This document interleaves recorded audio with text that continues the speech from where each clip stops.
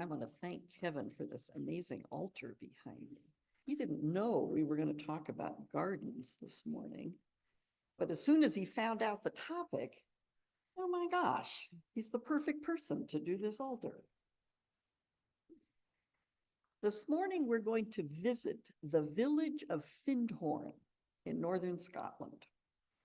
The story of Findhorn lives right at the intersection of this morning's readings. That is, it's all about the plant world, which showed up on the third day of creation. And it's a story that some of you may find difficult to believe is true, rather like angels. So I brought you this story for two reasons. The first is to invite you into the Mary Oliver view of the world, which is to say, what's wrong with maybe? You know, we all have blinders on of one sort or another. These are the things that we see, that we are comfortable with, that we believe, and the stuff out there, impossible, basically.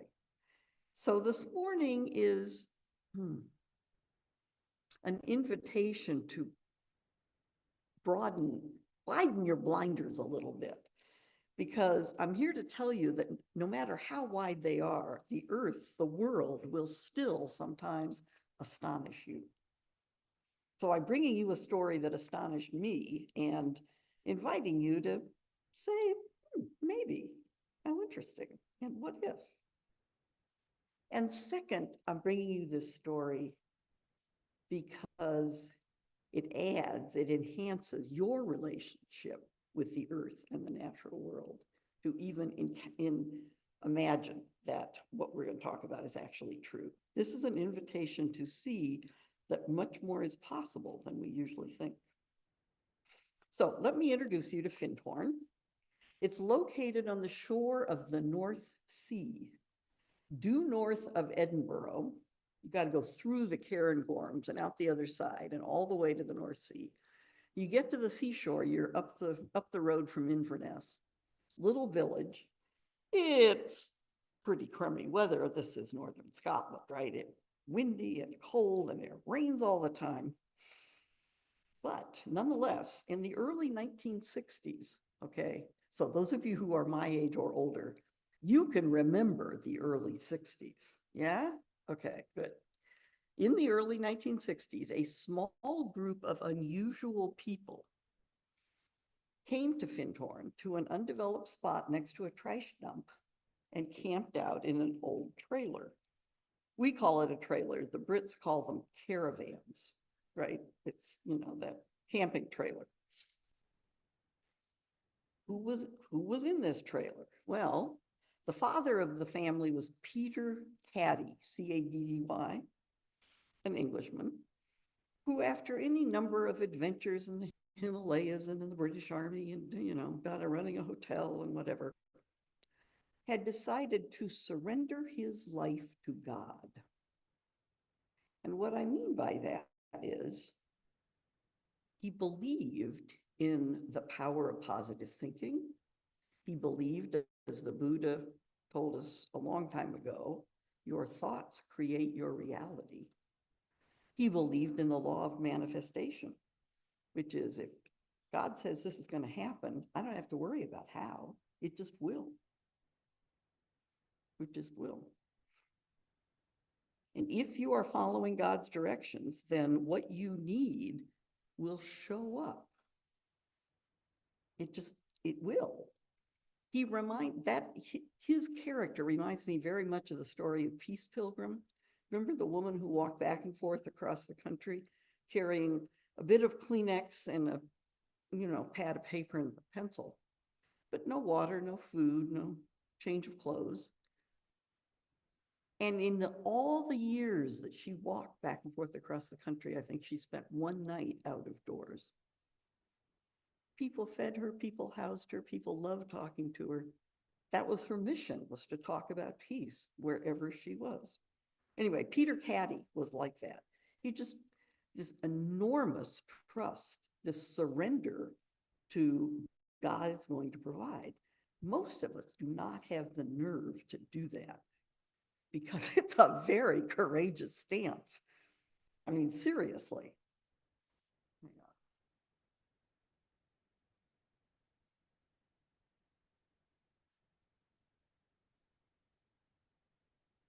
So you'll see some of that show up in the stories about Peter.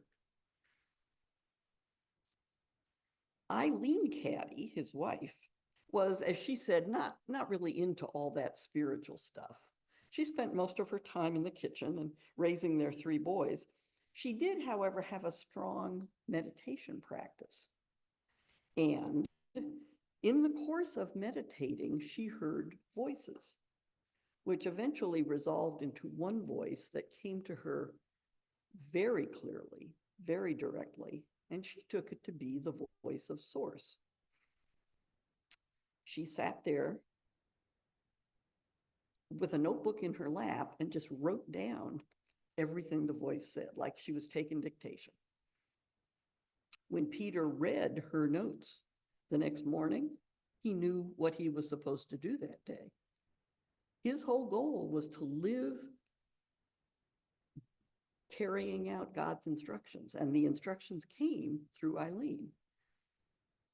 Okay, this is, you can tell already these people are a little bit unusual. They were joined shortly by a woman named Dorothy McLean, who had worked with Peter and Eileen in the years that they managed a nearby hotel. And like Eileen, she also meditated and received messages, which she wrote down. The family had very few resources, and at the beginning, they were basically on the British version of welfare. 3 adults and 3 kids, and none of them had any gardening experience. But they realized that if they planted a few vegetables, this would at least help with, food. So they set about doing that.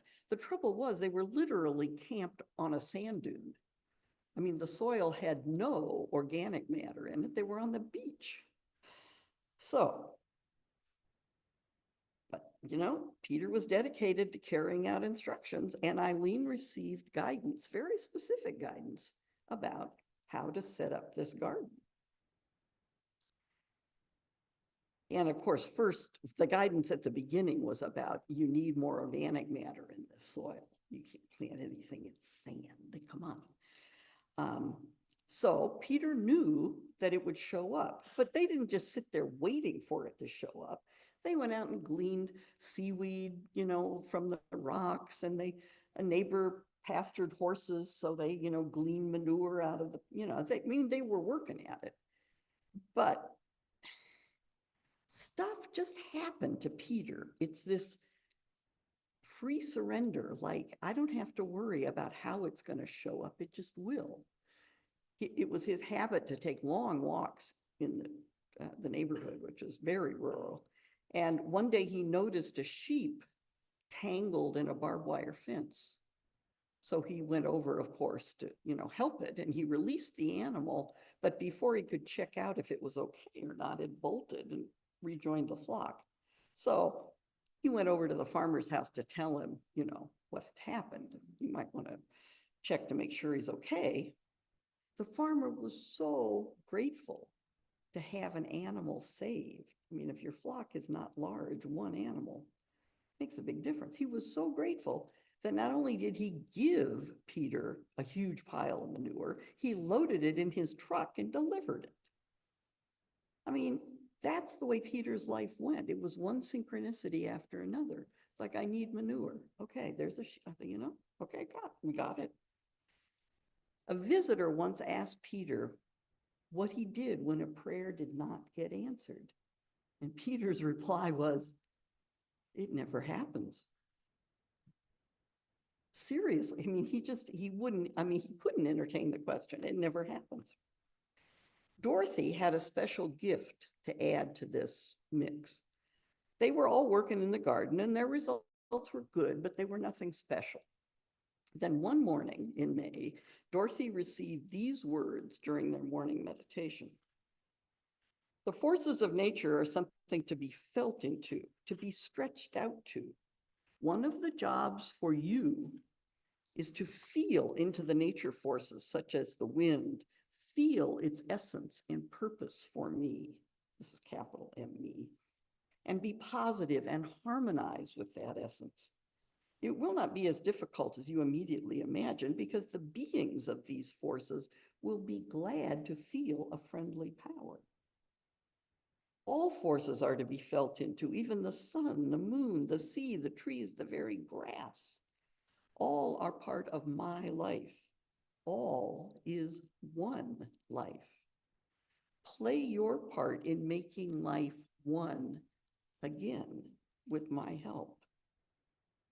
You are to cooperate in the garden by thinking about the nature spirits, the higher nature spirits, the spirits of different physical forms, such as the spirits of the clouds, of rain, of the separate vegetables.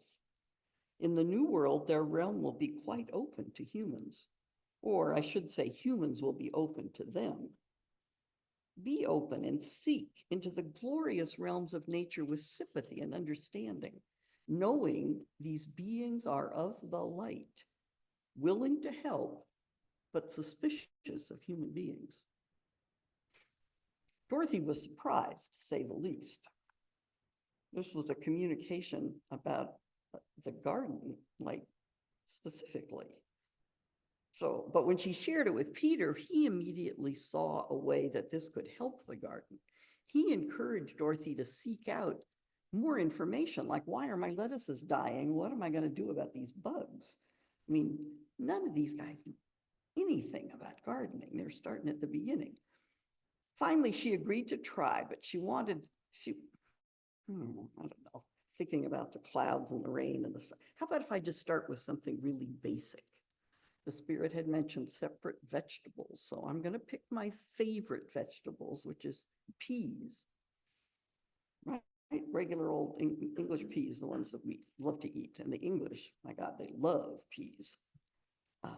So she chose the peas that were growing in the garden.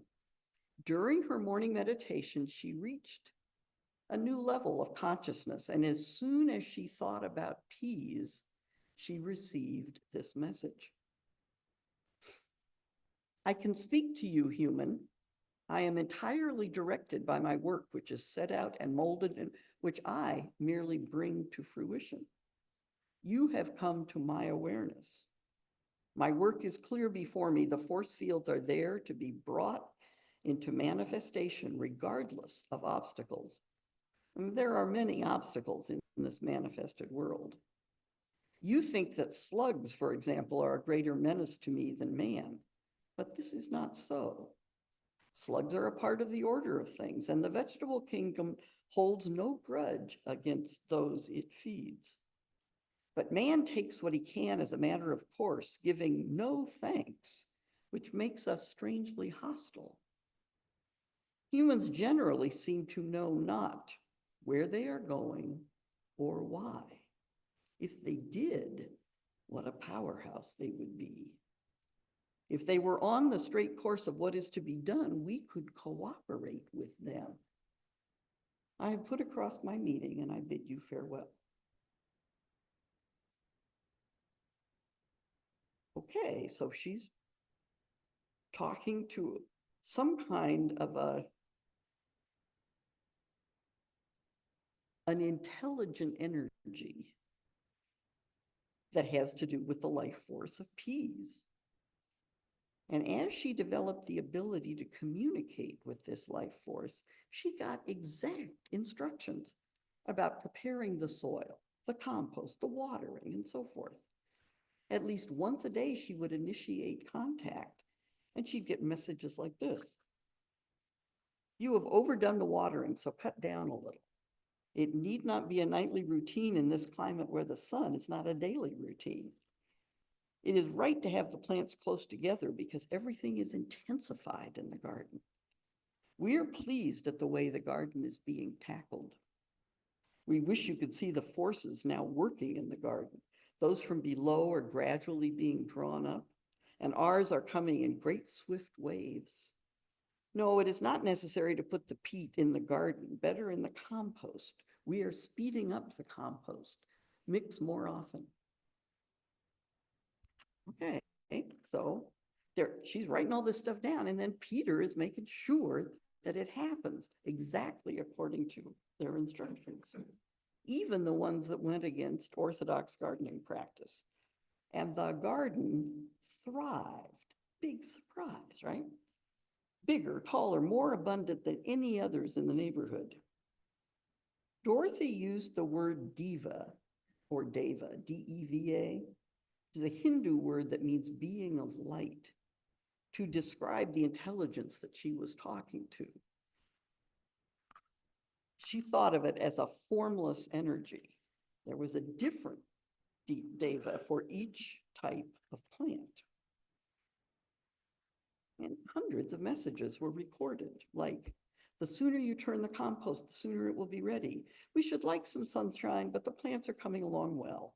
It is good for any of you to come and admire us. It adds to our well-being. The garden started to attract visitors. Word got around about 42-pound cabbages growing on sand dunes. People wanted to see. The British are big gardeners, you know. So there were a lot of attention to this. But I'll tell you my favorite story with respect to the visitors. Here it is. Other people devised ways of testing Findhorn. Reluctant husbands brought to Findhorn by their enthusiastic wives would stand with pursed lips, refusing to look at the gardens, prodded along by their garrulous mates who would extol the virtue of love and elves. One day, when Peter saw a woman leading a Church of England minister through the garden, through the flower beds, Peter came out to answer any questions. The minister turned to Peter and said he thought it was just a lot of nonsense. The whole garden was ridiculous. God didn't help gardeners in this way. As the man went on, it turned out that he was one of the top experts on roses in England.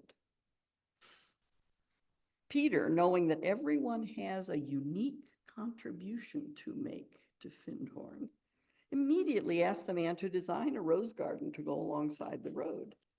The man agreed, later sent Peter a plan which included the names of the exact varieties and where they were to be planted. Peter had to send south for them, and when winter arrived, they were duly planted. The following summer, the minister returned to find banks of roses leaning over the roadway and expressed his amazement. I can't understand it. I really cheated when I did this design. I included roses I knew couldn't possibly grow in this climate and soil. And look at them. There they are, blooming as well as, if not better than, the other ones. I love it. Church of England minister. God doesn't help gardeners in this way. Well, we would know, wouldn't we? Yes. After a bit, they were joined by the fourth member of this unusual group, another spiritually gifted individual, an older man named Robert O. Crombie, known as Rock, R-O-C, his initials. He was one of those eccentric Englishmen, they seem to thrive over there, with very strong spiritual sensitivities, had studied the occult for years. His gift was a connection to the world of elementals, the elves, fairies, leprechauns, fauns, that level of interdimensional being that show up in Ireland and Scotland in particular. Suitably sensitive people can see and talk to these interdimensional beings. And Rock, it turns out, could do that. He was in Edinburgh Garden minding his own business, and a faun, looked like a young boy, but instead of normal feet, had cloven hoofs, right? This is faun, F-A-U-N, that word. And was totally surprised that Rock you can see me? Nobody else can see me. And they carry on this conversation. And so that's the beginning of Rock's exploring the world of elementals. And he actually gets to the point where he has a meeting with the Elf King, who lets him know they're not terribly happy about the presence of humans in their world. The elementals are immortal, and man comes and goes, but does huge damage to their world. And the Elf King ends his message with, how can you not know you are destroying yourselves? Which of course is rather exactly what's happening. Bear in mind, this was written about 50 years ago. So Rock added his communication to the nature spirits, as this larger world of elementals is called, to Dorothy's communications from the Devas and Eileen's communication with Source, and the garden was unbelievably abundant. Things grew that absolutely shouldn't have by normal standards. Peter once saw an ad in a newspaper for deciduous tree saplings on sale from a nursery in the south of England, so he ordered 600 of them. And when they arrived, these poor saplings, they'd grown in the south of England where the climate is much more moderate, shipped them to northern Scotland. They were in shock. They looked terrible. They looked like they were dead. But the guidance was, plant them anyway, right now, even though they went directly into sand and even though there was a gale blowing. Rock said he could actually see the wall of radiation that surrounded those trees, especially the root balls. All 600 of them lived.